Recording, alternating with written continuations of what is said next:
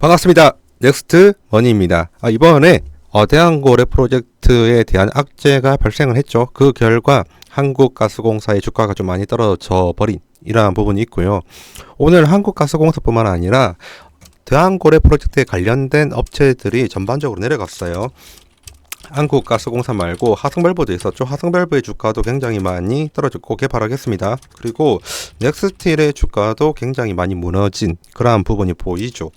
그래서 오늘은 전반적으로 말씀을 드려야 될 것 같아요. 대한밸브 프로젝트 이 테마에 대한 부분을 좀 말씀을 드리고 넘어가야 될 것 같습니다. 그러면 오늘 이렇게 떨어지게 된 이유를 먼저 기사 먼저 보고 이야기 말씀드리도록 하겠습니다. 오늘 주가 하락의 사유 바로 대왕고래 프로젝트의 예산 삭감 때문입니다. 이 예산 삭감은 민주당이 이제 발의를 한 부분이 있어서 일어났고요. 그리고 이 덕분에 한국가스공사는 오전 9시 41분 기준으로 9% 정도 하락을 했었고요. 내용을 좀 보도록 할게요. 핸드폰을 보시는 분들을 위해서 좀 확대를 하겠습니다. 한국가스공사 주가가 약세다. 더불어민주당이 동해 심해가스전 사업인 대왕고래 프로젝트 관련 예산을 삭감하고 나선 영향으로 보인다. 좀 더 내용을 구체적으로 보면요. 이것만 보면 됩니다. 여러분들의 시간은 소중하니까요. 대왕고래 프로젝트 관련 예산 삭감 가능성이 불거진 여파로 주가가 하락을 한 거고요. 그리고 민주당은 지난 29일 국회 예산결산특별위원회에서 야당 단독으로 2025년 예산안을 처리를 했습니다.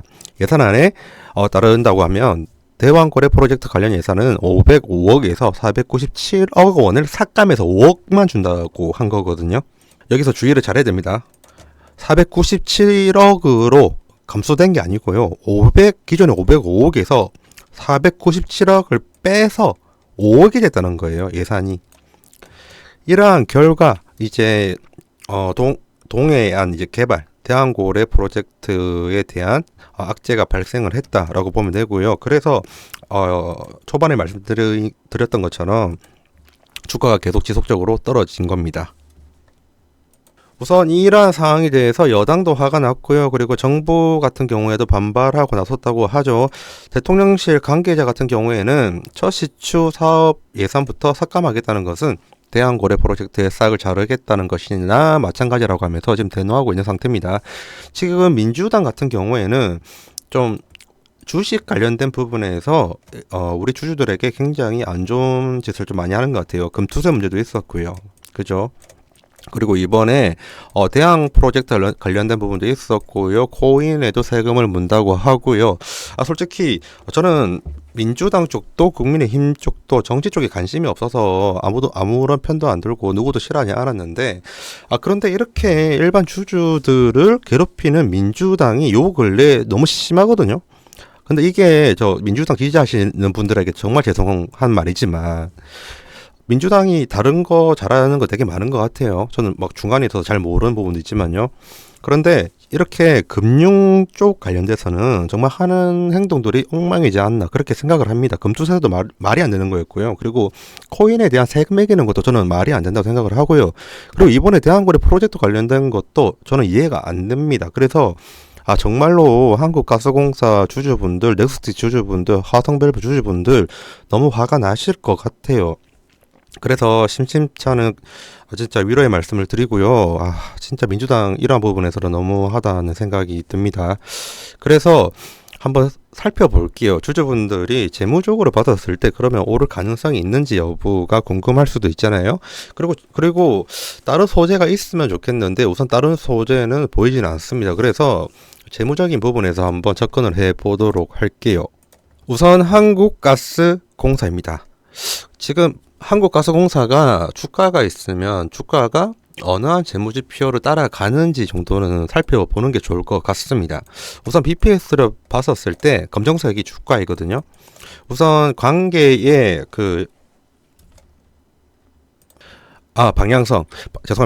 방향성이 일치가 되지 않아요. 예를 들면 만약에 BPS를 쓰고 싶으면 주가가 오를 때 BPS도 같이 올라가는 그런 부분이 보여야 되거든요. 그런데 BPS가 올라가는데 주가는 떨어집니다. 이러한 부분은 한국가스공사의 주가를 추정하고 예상을 할 때 BPS는 사용할 수 없다는 것을 알고 알 수 있고요. 마찬가지로 SPS 주당 매출액도 마찬가지죠. 매출액은 오르는데 주가는 내려갑니다. 이런 거는 쓸 수가 없어요. 그러면 쓸 수 있는 게 뭔지 한번 찾아봐야겠죠. 영업이익 측면에서 봤었을 때도 쓸 수 없습니다. 영업이익이 오르고 있는데 주가는 떨어지고 있죠. 그리고 당기순이익 측면도 당기순이익은 오르고 있는데 주가는 떨어집니다. 이것도 쓸 수가 없고요. 그러면 쓸 수 있는 게 나왔네요. 쓸 수 있는 것은 바로 OCFPS 그리고 FCFPS 이 두 가지입니다. 이 두 가지를 이 두 가지는 생소한 개념이기 때문에 제가 여러분들에게 쉽게 설명을 드리겠습니다. 주당 영업 현금 흐름 같은 경우에는 기업이 영업 활동을 해요. 그러면 영업 이익이 나오죠. 그죠? 이 영업 이익, 그러니까 영업 활동에 따른 현금 유입액이 있거든요. 정확하게 말을 하면, 유식하게 이야기를 하면 영업 활동 현금 흐름이라고 하고요. 그것을 바로 주당 영업 현금 흐름 OCFPS라고 합니다. 한마디로 영업활동 현금 흐름, 현금 흐름표 있거든요. 이 영업활동 현금 흐름에 유통 주식수를 혹은 발행 주식수를 나눈 거를 주식수로 나눴다 생각하면 돼요. 그러면 한 주당 영업활동으로 인한 현금 흐름을 알 수 있다 해가지고 OCFPS고요. 그리고 이 주당 잉여 현금 흐름은 뭐냐면 여기 보이는 영업활동 현금 흐름이 있죠. 영업활동 현금 흐름이 있으면 여기에서 기업은 이제 회사가 더 많은 생산을 위한 부분이나 연구 개발을 위해서 투자를 하거든요. 그 투자하는 것을 카펙스를 합니다. 다른 말로 하면 설비 투자라고 하고요. 또 다른 말로 하면 유형 자산의 취득 혹은 무형 자산의 취득, 정확하게 이야기하면 유무형 자산의 취득을 카펙스라고 하거든요. 그렇게 나오는 것을 FCF라고 해요. 우리나라 말로 옮기면 잉여 현금 흐름이고요. 그 잉여 현금 흐름을 한 주당 잉여 현금 흐름이 얼마나 나오는지 그거를 보는 겁니다. 한마디로 한국가스공사 같은 경우에는 주가의 흐름이 현금 흐름이랑 밀접한 연관이 있다는 거죠.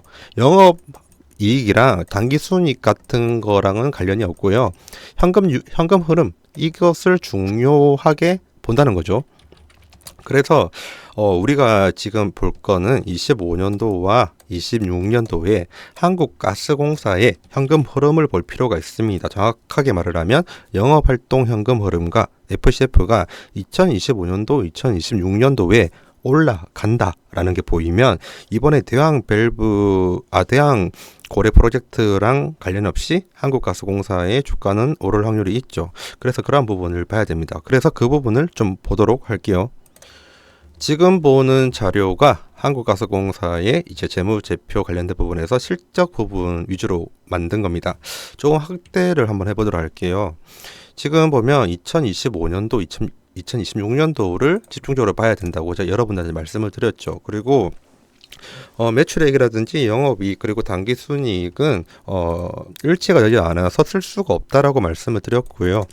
결국 현금 흐름을 봐야 되는데 봐야 되는 부분은 바로 이 부분입니다. 영업활동 현금 흐름과 FCF 이 두 가지가 만약에 향후 좋아질 것으로 보이면 한국가스공사의 미래의 주가는 정말 떨어질 일은 없고 나쁘지 않게 흘러갈 확률이 높다라고 말씀을 드리고 싶어요. 그러면 2024년도랑 비교를 해보도록 하겠습니다. 왜냐하면 이미 과거의 주가는 2024년도를 2024년도 말에 기대감을 실현을 했으니까요. 그렇기 때문에 2025년도와 2026년도를 볼 겁니다. 한국가스공사 같은 경우에는 주가가 영업활동 현금 흐름과 FCF로 따라가기 때문에 이 부분이 올라가면 추후 이제 주가의 흐름도 나쁘지 않고 괜찮다고 말씀드렸죠. 그러면 2024년도 대비로 본다고 하면 대략적으로 10%의 정도 성장이 있습니다. FCF도 마찬가지예요. 2024년도 대비로 10% 정도 성장을 할 것으로 보고 있고요. 그래서 추후 주가의 흐름은 지금과 비슷하게 유지를 될 것 같아요. 하지만 그동안 대왕고래 프로젝트로 인해서 크게 오른 부분도 있거든요. 그건 또 무시 못해요. 어느 정도 조정을 받고 이제 일정하게 갈 확률이 높다라고 말씀을 드려요. 그 이유가 뭐냐면 PBR 차트 밴드를 봐야 됩니다. 그때는 PBR 밴드 차트를 본다고 하면 우선 상단에 있는 이 부분이 0.4배수이고요. 그리고 하단에 있는 게 0.2배수예요. 0.2배수와 0.4배수 이 안에 주가가 지금 흘러가는 걸 알 수가 있겠죠. 여기에서 제가 여러분들에게 말씀을 드리고 싶은 거는 상단의 주가가 닿으면 중앙으로 가요. 조정을 받는다는 거죠. 고평가니까. 마찬가지로 하단에 닿았을 때는 저평가이기 때문에 이제 수혜를 입어서 올라가는 겁니다. 이러한 걸 좀 아시고 한번 접근해 보도록 할게요. 그러면 우선 저 같았었으면 저는 이때 매도를 했었을 겁니다. 왜냐하면 PBR 밴드의 상단에 닿았고 헤드앤숄더를 찍었으니까요. 이래서 만약에 저라면 이때 매도를 했었을 건데 이런 부분을 매번 제가 영상을 한국가스공사만 찍을 수 없는 부분이 있어가지고 여러분들에게 제때 전달을 못한 거에 너무 아쉽다고 생각이 들고요.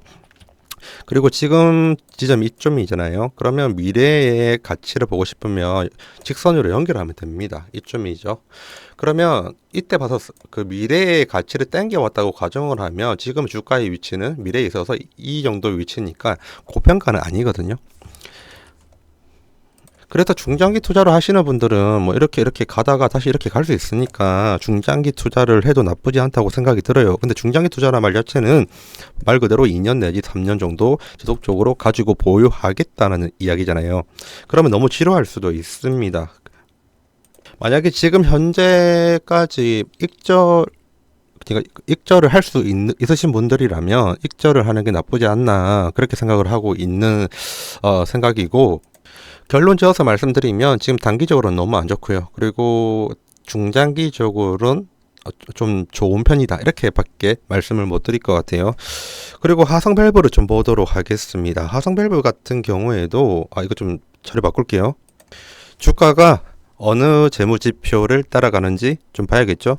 우선 딱 봐도 이제 BPS랑 주가와의 관계를 비교를 하면 전혀 사용할 수 없습니다. 보이죠?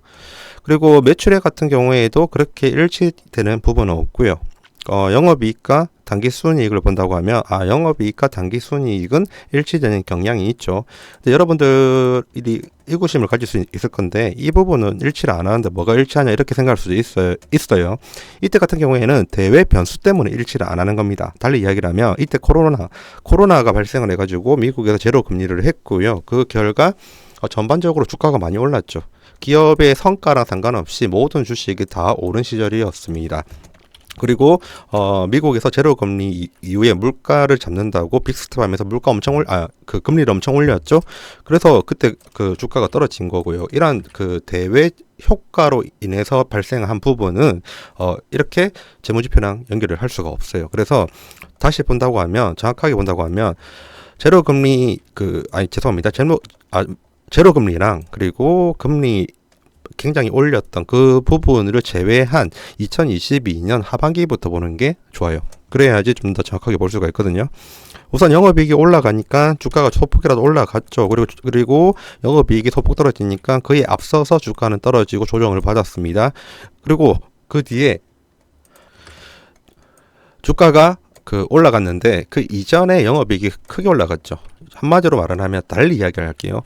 다른 이제 종목 같은 경우에는 주가가 종목의 이제 뭐라고 해야 되죠? 종목의 실질적인 실적이라든지 호재보다 원래 선행해서 올라가는 게 정상이거든요. 일반적으로 주가가 선행을 합니다. 근데 그 하성밸브 같은 경우에는 후행으로 올라갔죠. 그리고 당기순이익 측면에서도 당기순이익이 크게 올라가니까 후행적으로 나중에 크게 올라갔어요. 이렇게 올라간 이유는 기본적으로 대왕거래 프로젝트에 대한 기대감이 있었던 테마성 덕분에 올라간 거죠. 그리고 명분은 당연히 대왕거래 프로젝트에 대한 그런 부분도 있지만 그 이전에 당기순이익과 영업이익의 그 상승분이 충분히 되기 때문에 따라간 부분이 있다라고 말씀을 드릴게요. 그러면 추후에 화성밸브 같은 경우에는 좀 주가가 늦게 따라올지라도 영업이익과 당기순이익이 좋아질 것으로 보이면 주가가 올라갈 확률이 높다. 이런 부분 알 수가 있죠. 지금 2024년도 4분기에 화성밸브의 컨센서스가 나오지가 않았습니다. 증권사 쪽 자료 다 훑어봤는데 그다지 나온 게 없더라고요. 전부 다 나온 컨센서스는 대왕거래 프로젝트 만약에 수혜를 입을 시에 컨센서스 예상치만 올라오고 대한 고래 프로젝트를 제외한 부분에 대한 컨센서스는 올라오지 않았습니다. 그래서 일단 평균치를 좀 보면서 비교를 해봐야 될 것 같아요.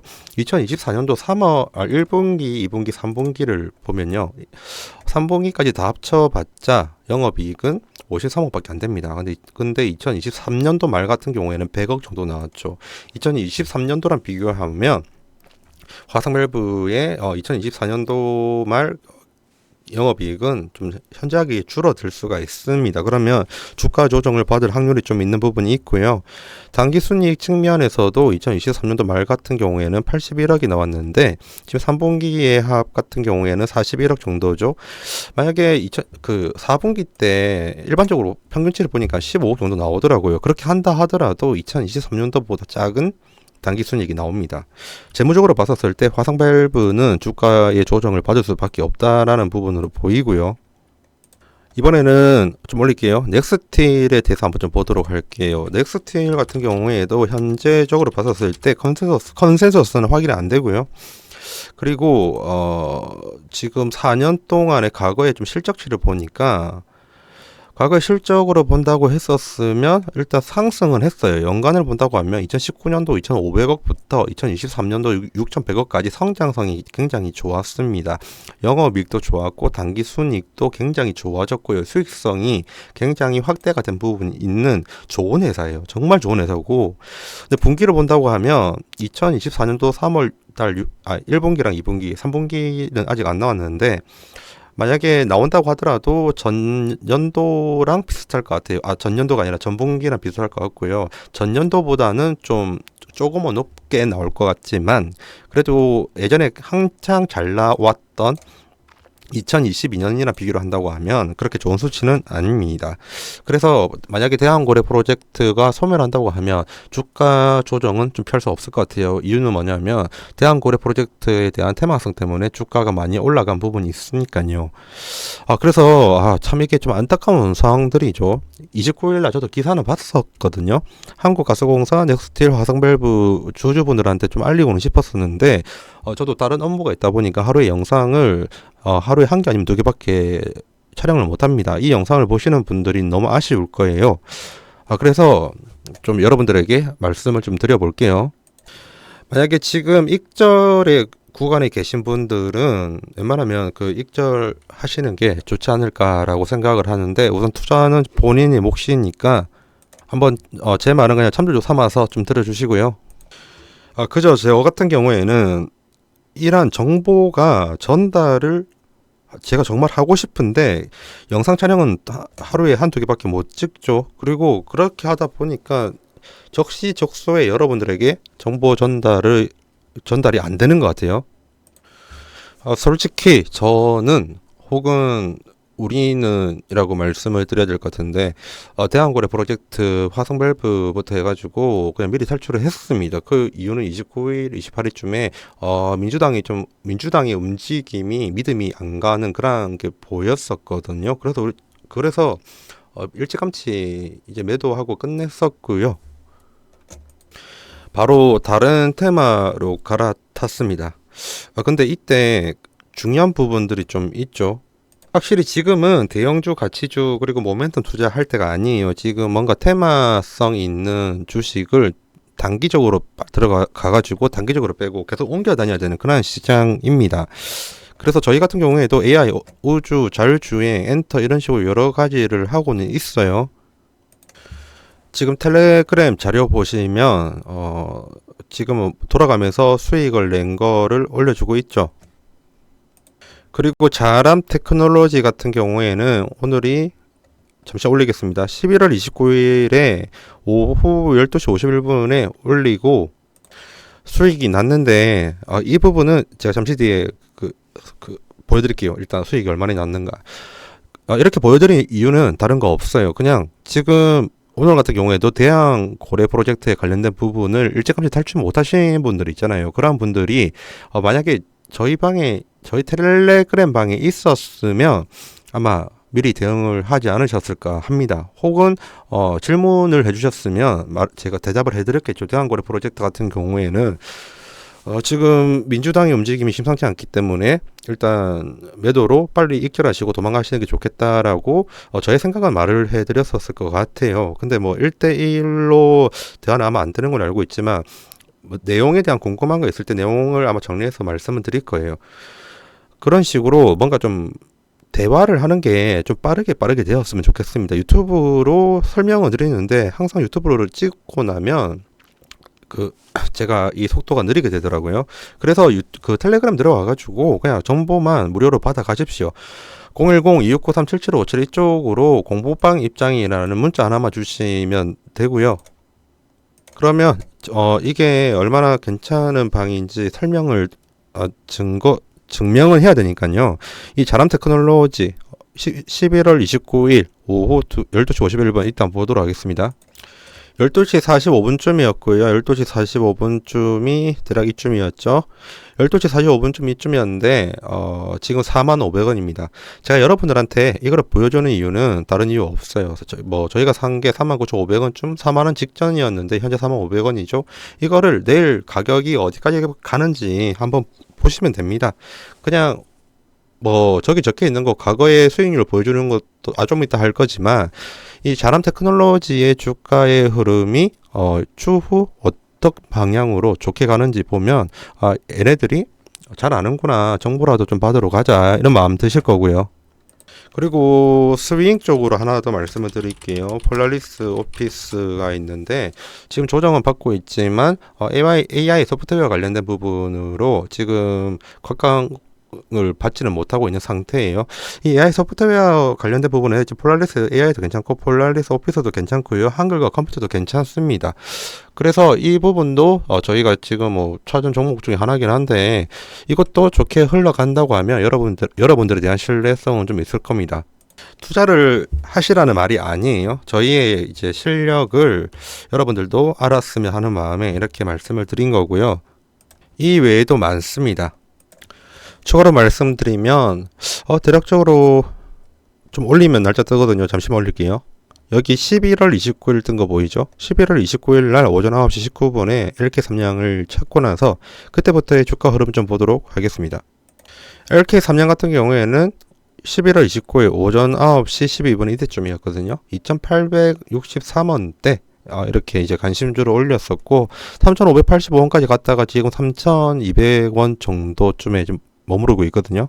우선 내일이랑 모레 이 거래 정도 더 지켜보긴 할 건데 이것도 한번 더 지켜봐 주세요. 지켜봐 주시길 원하고요.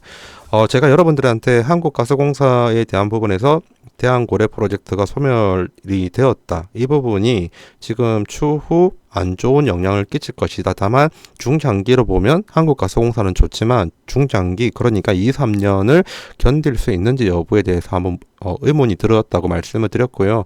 그렇게 2, 3년을 못 견디시겠다면 지금 보는 이 텔레그램 방에 들어와 가지고 정보 받으시고 한번 진행을 해보시는 거, 본인이 투자를 하시는데 좋은 정보를 받아보시는 게 좋을 것 같고요.